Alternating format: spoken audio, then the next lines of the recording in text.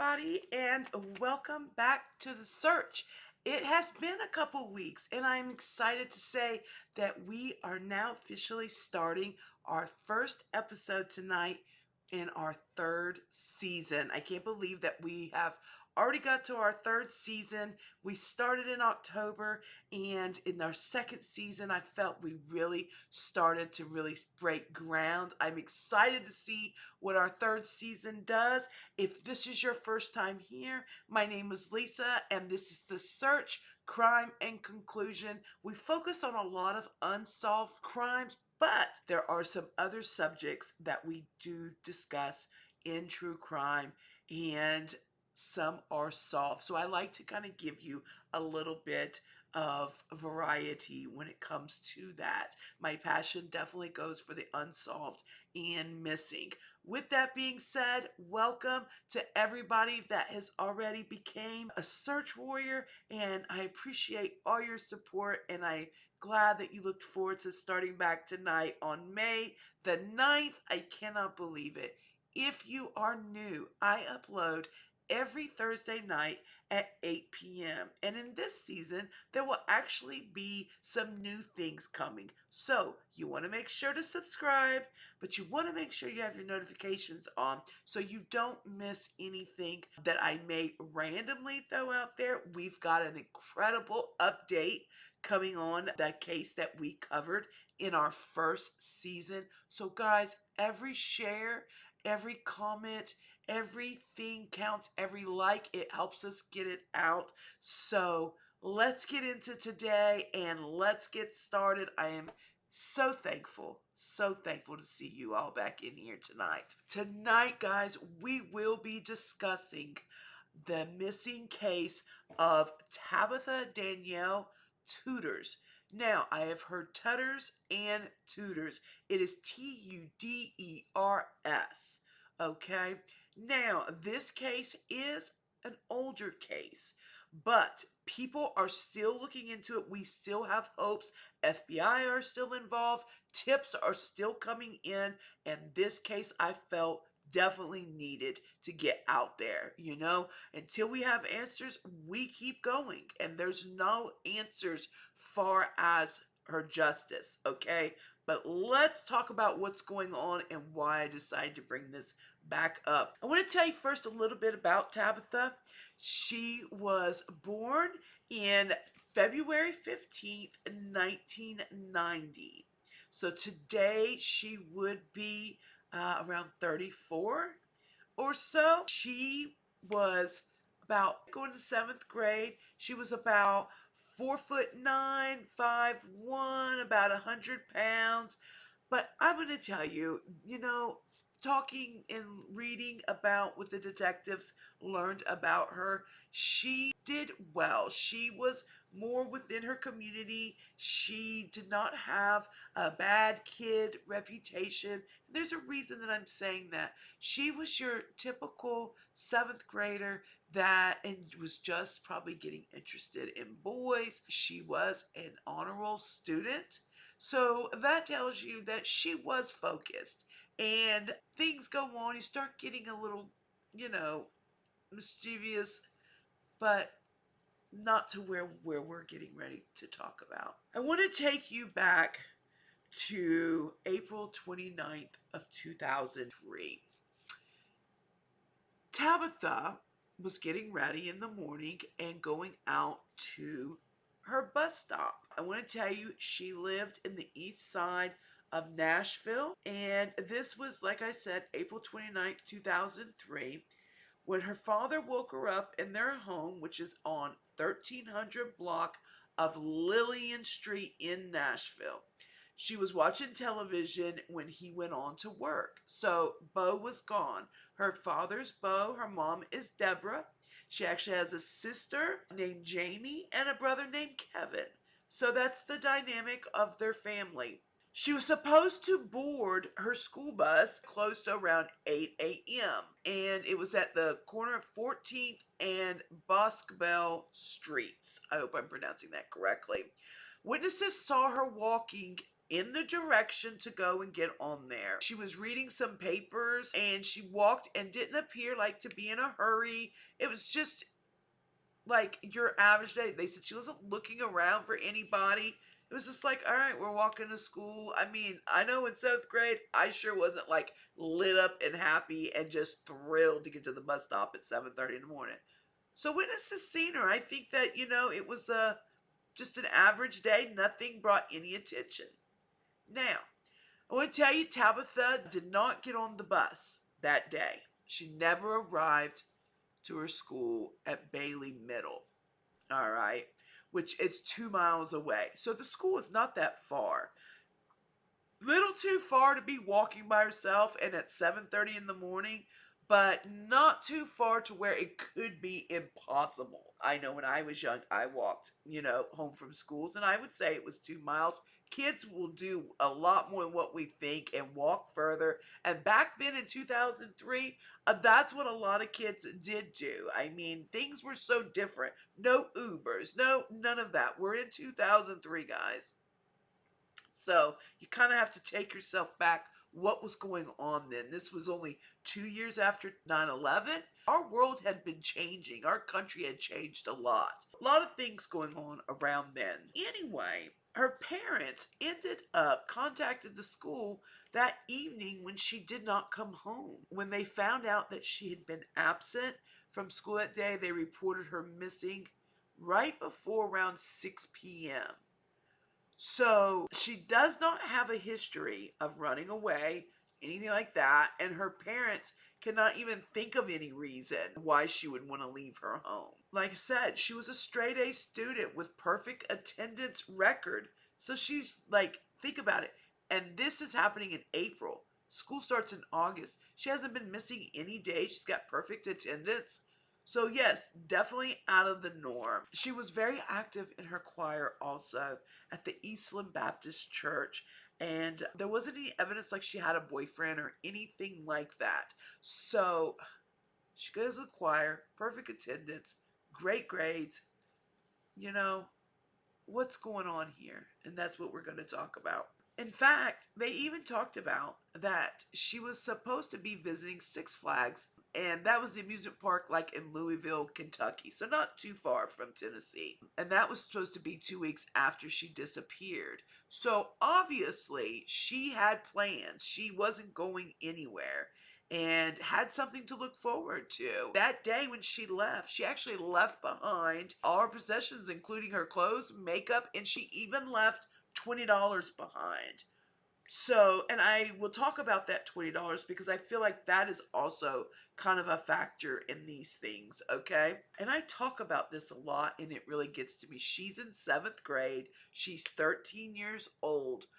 Now, I understand that the police probably get a lot of phone calls and the kids show up later that day or over panicked, and I understand that. But at 13 years old, we have got to stop assuming runaways. Time is of the essence, okay? Let's rather be wrong, okay? And they show up that night. Authorities initially treated Tabitha as a runaway due to her age. Because, everybody at 13 likes to run away. Even if they're a straight A student and perfect attendance record and go to church. Yeah, because, that sounds like a runaway, right? Her parents and 2 adult siblings were all investigated, and none are being called suspects in her disappearance.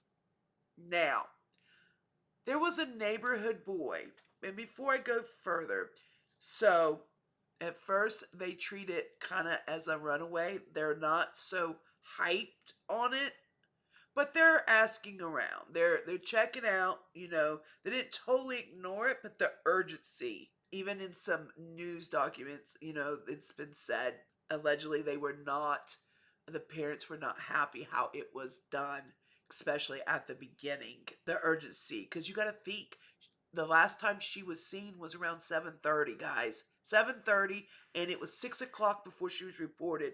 Do you know how far, if she was abducted, that she could be in 10 hours? Yeah, something to really think about. Anyway, there was a neighborhood boy said that he talked to the police and that he saw Tabitha get into a red car with a man on the morning of the disappearance. He described the driver as an African American, 30 to 40 years old, wearing a ball cap. The witness stated that Tabitha was inside the vehicle and it reversed course and headed back up the hill. By me, reverse course is that she got in it willingly, and then instead of continuing going the way towards the school, it did like a U-turn and started going back the other way. So for them to say that, I guess it kind of caught their attention. I will tell you that later on I'm learning as I read and investigate kind of into the stories that it's not the most credible witness that they possibly, could, but they're going off of what they can. Now, this is the key. Tabitha's sister, all right, Jamie, former boyfriend, actually matches the description of the driver, and he drove a red car. And he knew where Tabitha would be, like knew her schedule, which that's what I'm saying I feel is important, that if somebody was going to abduct her, they had to kind of know like that the dad went off to work, that there really wasn't anybody at home, the mom's gone, the only one there was the sister. So I want to say that when the detectives were talking to the parents, her parents did say that they did not believe that she would willingly go into anyone's car, like other than a family member, definitely someone she knew. Now, far as the ex-boyfriend, she did know the ex-boyfriend. He was an ex, but I do feel possibly that she could have felt safe, or you don't know what maybe could have been told, right? Now, they go into her room to check out, what's missing. Like I said, we talked about the $20 was still there. I feel like if she was waiting on a ride, money would have been probably the first thing she would have grabbed. One, gas money. I remember how it was. If you went on a ride, you better have 5 on gas, okay? That's just how it was, when you're kids. But 13, I felt a little young to be knowing people driving also, far as friends. And the parents were pretty adamant that that did not exist. So that's why I wanted to bring up the $20 again. I don't think she was on her way to the bus stop, right? Well, they found a piece of paper in Tabitha's room after her disappearance that may have some connection to her case. The paper reads in Tabitha's handwriting, T.D.T. So her initials, Tabitha Danielle and Tutter. And then it says dash N dash MTL. All right. So the TDT, like I said, stands for her initials. The initials of the other person, though, are unknown. So, yeah, they weren't able to figure out those initials on anyone. Now, I know, like, kids back then, they would do these little games where they would match up their initials and did they connect with the right numbers. And I remember fun little things like that. And did that represent that? We don't know, because there was not able to find initials matching that. Also, kind of odd, especially for a 7th grader. They found a business card with Tabitha's name on it, with her address, phone number, and notations that said, "Call me," and "Sexy Girl." The latter of which was crossed out and rewritten as "Ghetto Girl." The card turned out to have been given to Tabitha by a friend, though had no connection to the disappearance. I will say, nothing might not directly be connected, but I also think that it kind of talks about her social circle, her environment, the fact that they would write "Ghetto Girl." So, what type of area is this? Well, I'm going to tell you a little bit about this area. This neighborhood was not the best. When detectives got involved looking into the surroundings and people to look at and investigate, 2 weeks after her disappearance, there was actually a couple that was arrested for sexually assaulting someone. There was a few sex offenders right in her area. All right, right in her area. Not Nashville, like right in her area. There was, of course, other convicted felons. Some get out and do well. I'm not here to put a profile, but with there being sex offenders out there, things happening after, that lets you know that there is crime going around out there. Also, a man was arrested for trying to lure an 11-year-old girl into his car 4 months after Tabitha's disappearance. All right, guys?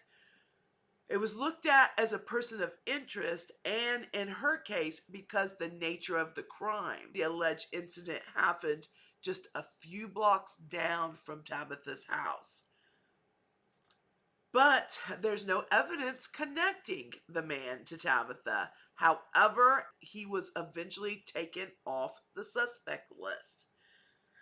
So, guys, you know, this happened in April. We're now October 30th. A trucker reported a possible sighting in Linton, Indiana. The trucker saw a girl accompanied by a man and another teenage girl. The girl, who looked like Tabitha, appeared to be anxious and afraid. Later, when he saw the missing persons flyer of Tabitha, he realized that she resembled the girl he had seen and contacted the police. A hotel clerk in Linton also saw a girl resembling Tabitha with a man and a teenage girl and reported that these sightings, though, have not been confirmed. But I think it is a good point to make that two different people saw her flyers and reported, and both said that there was another teenage girl and somebody else with like the same description of who they were with in the area.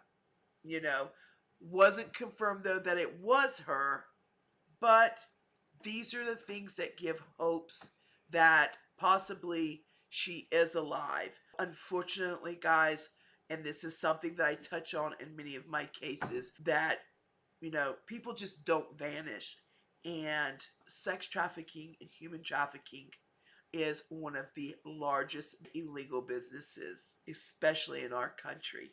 And it's happening in everywhere. You don't have to be in just a lower end area. It is happening. It is not the boogeyman down the road. It is not the bad housing and the what people just think that's where the crimes happen. Oh no, this is going all the way up to millionaires, rich people down to poor people. There's no stopping, there's no levels, there's nobody counted out, and there's no one that isn't at risk to be taken. I'll be honest, it is really a big issue and it's getting worse. Okay? This was already in 2003. So, guys, remember where we're at now. These are other reasons why I tell these cases. Because when they're happening in '03 and there wasn't as much media coverage like there is now, we have to do our work. We have to go back, because when they are taken at such a young age, at 13, she would only be in her 30s now. They could have very well, and I'm just putting that out there, in any case of missing, when they're taken at such a young age, they can be used for a very, very long time. So it is important that we continue to drive this home, to get people to see this story, guys. If it was your child, you would want this out there. I know I would. And that is why sharing this story is so important. It doesn't cost anything. Share it, comment, like it, because it gets it in the algorithm and it gets it out there in front of people, and that's what we're trying to do, folks. All right, let's reel back in. On August 19th, all right, I do want to bring up this. So we had the sighting in October, but back in August, almost 5 months after Tabitha's disappearance, an 11-year-old girl named Heaven Ross disappeared while on her way to school in Northport, Alabama. Her remains were found, though, in Holt, Alabama, 3 years after her disappearance.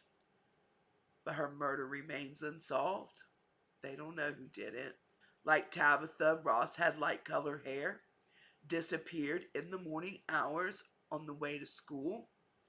Authorities are considering a possible connection between the girls, though the distance between Nashville and Northport is great. There's no evidence that's really been to link, but they are holding it a possibility. So, what I want to talk about is some theories before we kind of conclude this and say where we're at now. So, we brought up the ex, all right? Now, he was looked at, but he was cleared. He was cleared. Now, later on, they decided because the sister, who was the only one at home, Jamie, of course, they're going to say, well, you were the only one there. And she said that basically when they brought her in, she was so scared. They had her do a polygraph test. It was a lot of stress. She claimed, that allegedly they put it on her. Like, if you don't do this, and especially if you come up, wrong, you could lose your children. They put the heat on her. Can you imagine going in and doing a polygraph test? Basically saying, if you don't pass this, there's a possibility that you could be held responsible. I mean, and then you expect somebody to go in and do well. I do know eventually that she was, taken, off the list as well. One other person I want to talk about. So, there was a young man that was actually driving someone else to school. They remember he was talking to reporters a lot. Now, it's one thing to talk to reporters, but he was kind of allegedly a little creepy, okay? When he would talk about descriptions of what he saw, I think the way that he described things, I'm just saying allegedly, he gave very bad vibes to reporters. He wanted to be very involved with the reporters. The way that he spoke about the way some of the girls looked, their appearances, and just really was creepy. And it was like, why are you even noticing these people? Why are you around here at the middle school? So that was one that was moved him up to the top for a while and checked him out. But again, nothing.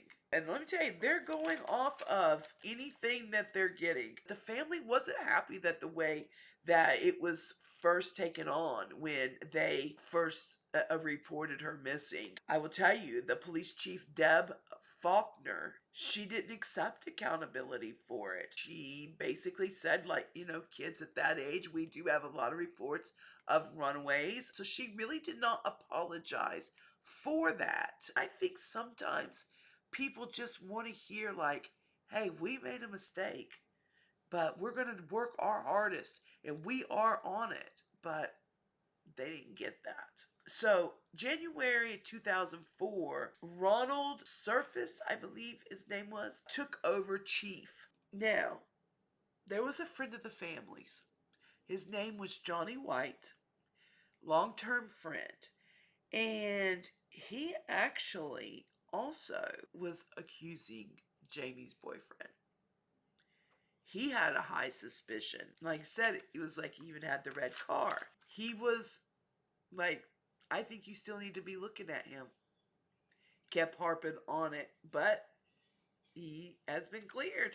In 2010, I want you to know the FBI did get involved. They're consistently, through the years, the news is keeping up. Every year around her disappearance, they hold a candlelight vigil to, honor her and remember her and keep her name alive.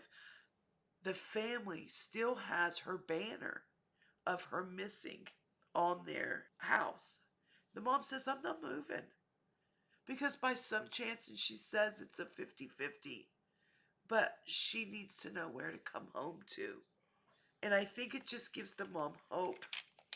In 2010, the FBI offered a $25,000 reward for the findings or information. And on the 13th anniversary, they actually upped that to 50,000. That would be 2016. In 2016, also, the feds had actually issued 2 federal subpoenas to talk to 2 people, which I do not have the names of, but that as well did not pan out. One thing I want to talk about also, it was, I want to say, during we had the couple 2 weeks later, get arrested.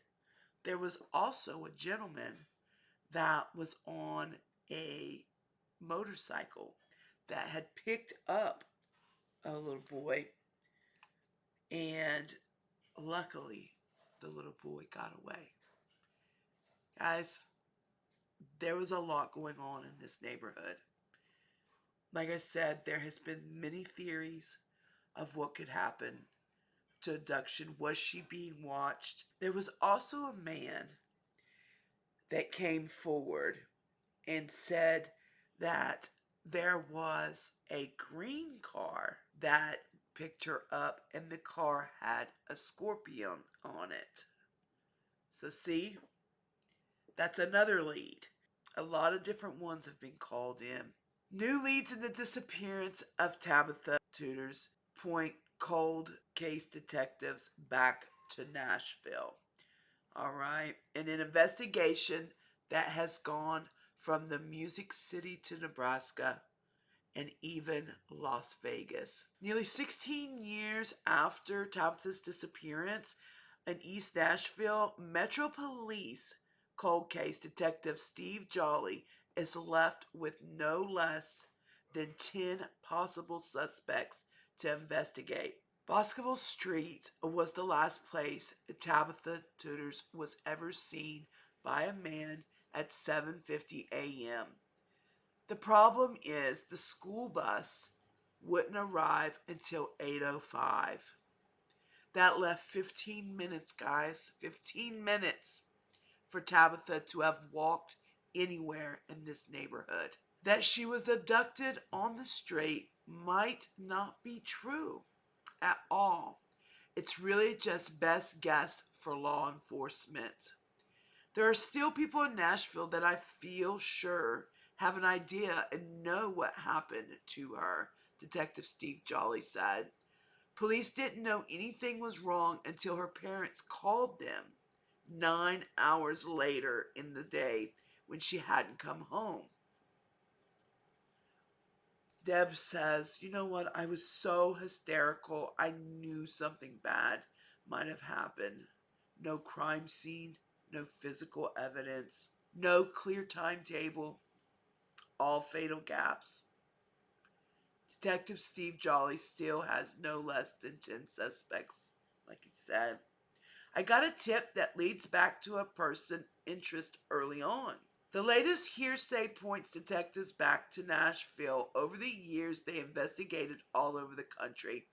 The early days were the most painful, Tabitha's parents said, remembering getting tortured by random phone calls. At the beginning, she said people were so cruel. She said people would call her and act like they were Tabitha, her. Who does this? She said it got so bad she had to turn her phone off. She said it about drove her insane. Tabitha's parents, Deborah and Bo, have never left the home that still dawns their daughter.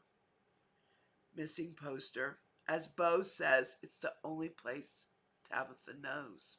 A man named Anthony was the last person to see Tabitha walking down the street. Fox 17 News spoke with Anthony, who recalled seeing her with a piece of paper. He paid attention to Tabitha walking because the recent break-ins So that is why he said he looked. Because there had been break ins. Guys, there was crime all around her. From essays to violence, drugs, break ins. Wasn't the best of people, guys. It wasn't. Anthony said she was walking slowly, but even a person walking slowly could walk a half a mile in 15 minutes. Because remember, we're going from 7:50 to 8:05 when the bus would come. That's the 15 minutes. So Tabitha passed Anthony's house. If she was abducted by some in a car, the kidnapper could have been as far as Dallas, guys. As far as Dallas by the time her family realized she was missing. For 15 years, police have been fighting uphill. You never want to lose a child because you were supposed to go before them. Deborah Tuders told them, holding back tears. But sometimes it just doesn't work that way. It's a heartache to not know where your child is. And for all these years and still don't know after over 20 years.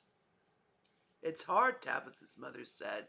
The Tudor family, guys, has spent every day over the past 2 decades searching for answers. It's like part of you is missing, and it'll never come back until she comes back. Bo, Tabitha's father said. Bo talked about the nieces and nephews Tabitha has who she's never met. My 10-year-old granddaughter. She will have conversations with her, Bo explained. She goes, Tabitha, you need to come home. Now, come home, Tabitha. You know we love you. According to Bo and Deborah, leaning on their other children, grandchildren, and great-grandchildren have helped them get by over the years. Meanwhile, they've done everything they know to search. Deborah said the hardest part is not knowing, adding, it's not going to get easier at all. We just need some kind of closure so we can at least put her to rest.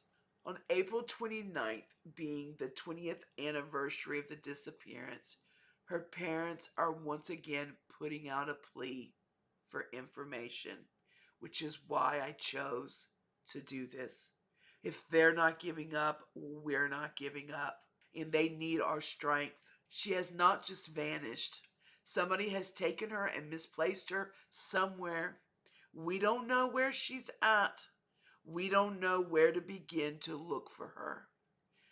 We don't know where to begin at all, Bo says.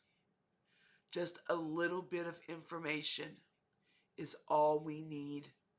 That might not think it's important, but it's important to us.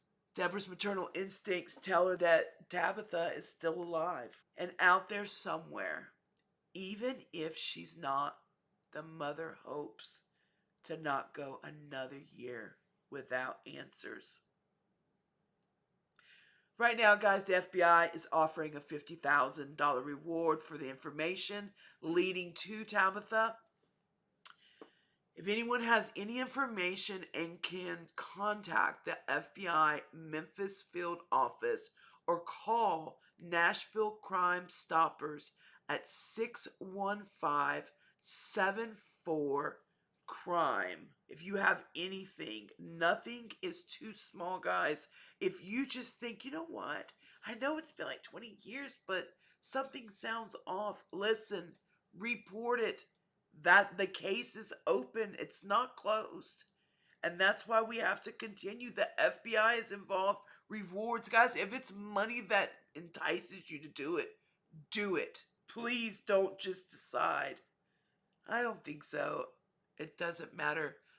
We would hate for you to be right and not report than to just be wrong. It's okay because everything leading up has been wrong. Even a little thing I didn't mention, when someone was in jail, there was an informant that thought that somebody had actually admitted to the crime and didn't. What I'm saying is, step up if you hear anything.